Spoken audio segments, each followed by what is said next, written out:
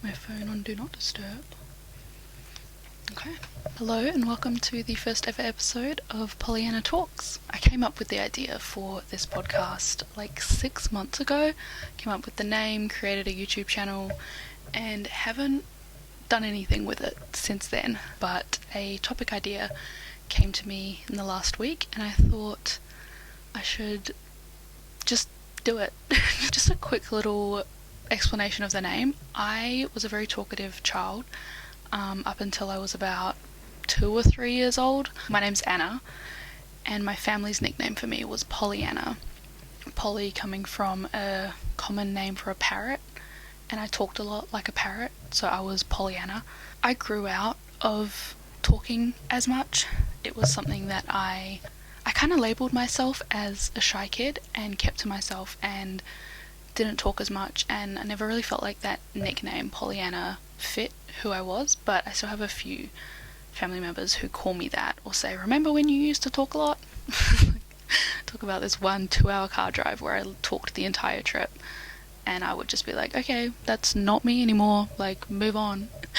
But I feel like it is really fitting. I do love to yap, love a good yap session. Anyone who's close to me, any of my close mates especially that get my Snapchat rants, know that I can talk.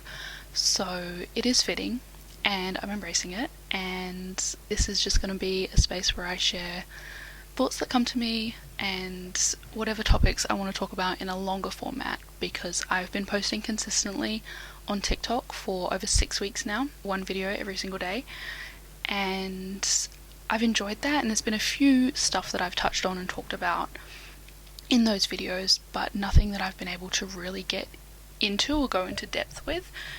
And that's what I want this space to be, somewhere that I can go into more depth and talk about things that interest me or learnings, certain stuff I'm experiencing in life. Yeah, I'm excited to see where this goes. But for today, the topic that I have is the fear of failure or fear of being disappointed.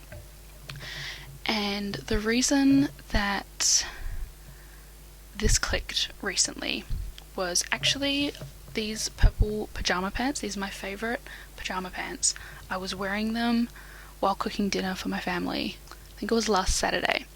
And I was cooking spaghetti meatballs, and I was trying to rinse out the jar of the tomato sauce that I just put in to mix with the meatballs, and the lid wasn't screwed on properly, and when I went to shake it, tomato water went like spraying, and it stained like 3 different parts of these pants. And I just, in that moment, I accepted defeat and did not even try to soak them, didn't try to scrub it, wasn't making any type of effort to remove the stain. I was just like, oh, these pants are stained now.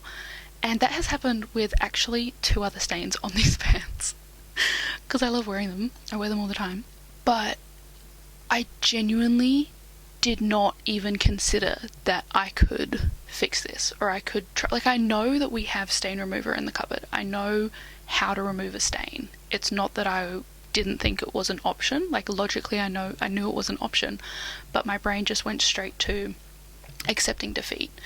And I didn't wash any of my clothes until like a couple of days later, and I was debating, should I try just spraying a bit of stain remover, scrubbing it a little bit, or should I just chuck it in the wash and just hope maybe it'll come out, knowing that it wouldn't. And even then, a couple of days later, still didn't have it in me to try.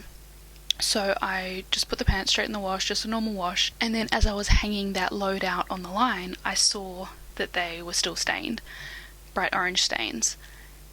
And I felt sad about that. I was upset, and I was like, I didn't even try. Like, I can be sad about this, that's fine. I liked these pants, it's valid for me to be upset, but I did not even try to remove this stain. Why did I just accept defeat? What was stopping me from trying to remove it? And in that moment, I realized I was scared of failure. I was scared of disappointment. I was scared of putting in that effort, of having that hope that I could save these pants. I could remove the stain. They could be clean. I could actually save this. That hope was too scary to even face, or to even be open to the possibility of being able to rectify the situation.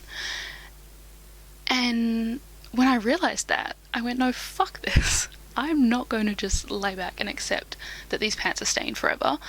Let me try.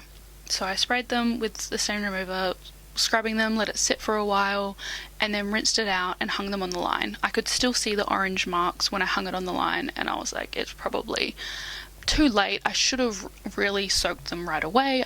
I should have done this the other night when I was cooking and the stain first happened, but I didn't. It may not come out, but at least I'm trying. At least I'm showing that I don't have to be scared of disappointment or scared of failure, and proving to myself that I can actually put in the effort, and we'll see what happens from there. A couple of hours later, I went out to check on the line, and you could not see where the stains had been.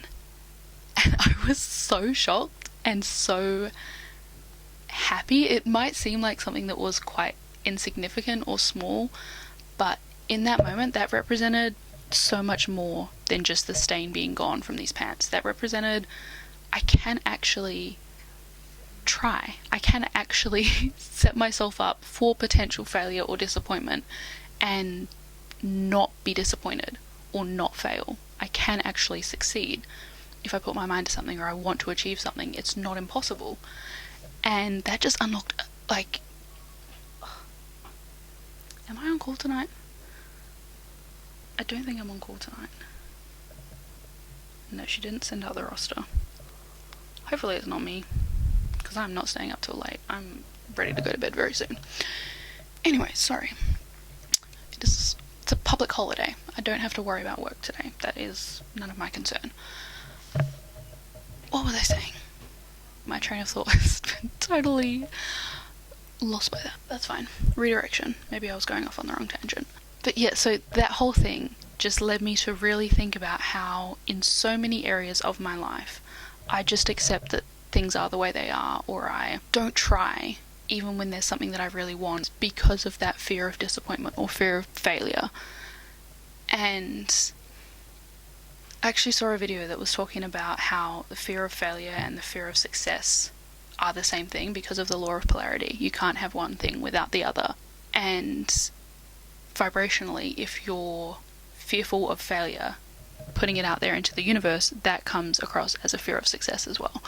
And there's been so many times where I have caught myself being like, I really want to do this. I really want to chase this or align with this, or I want this change for myself, but the fear of failure keeps me stuck. And it's this internal belief that if I don't try, there's no risk of failure. If I don't try, I can't be disappointed. If I don't try, I can't be let down. If I don't trust this person, if I'm not vulnerable, if I don't open up to them, they can't disappoint me.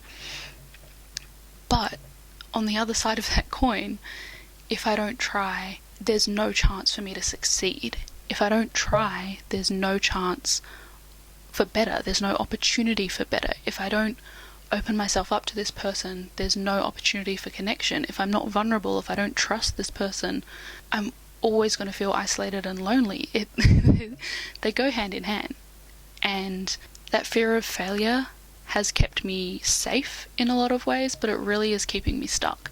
And it's not something that I want to embody for my life. I want to believe that I can do better and do better. I want to align with what is... I want to live the best possible life that I can. And honestly, in not even trying, I already fail. Like with these pajama pants, in not even attempting to remove the stain, I failed and the pants were going to be stained forever. Like if you don't do anything, a decision is made for you, and that decision is not to do anything. That it's an automatic fail. There's no actual protection in that. It's just the not going through the mental roller coaster, I guess, of having hope and then being let down. It's easier to just remain along the bottom. Yeah. Wow.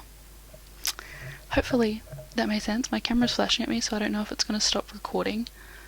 I think it continues on, but my battery is also running kind of low. I wasn't really prepared adequately for this. I had all of the equipment, like I said, when I first, like 6 months ago, when I came up with the idea of starting a podcast and creating this channel. I got everything that I needed, but I just haven't. I've been scared of failure. I have. I've been scared of being disappointed, and so I just haven't tried. But here I am, trying, we'll see how this goes. I'm excited to prove to myself that I can do this and I don't have to be scared of failure, and I can hope for success. I'm allowed to hope for success. Thank you for watching. If you've made it this far, I hope that some of this resonated with you, or maybe sparked a train of thought, or lead towards some kind of learning for you. If you have any thoughts, I would love to hear them in the comments. Cringing myself out with that, what the heck. Would love to hear your thoughts.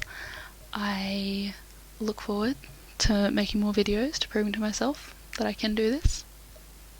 I'm allowed to hope for better. Yeah, okay. I think I'm going to end it there.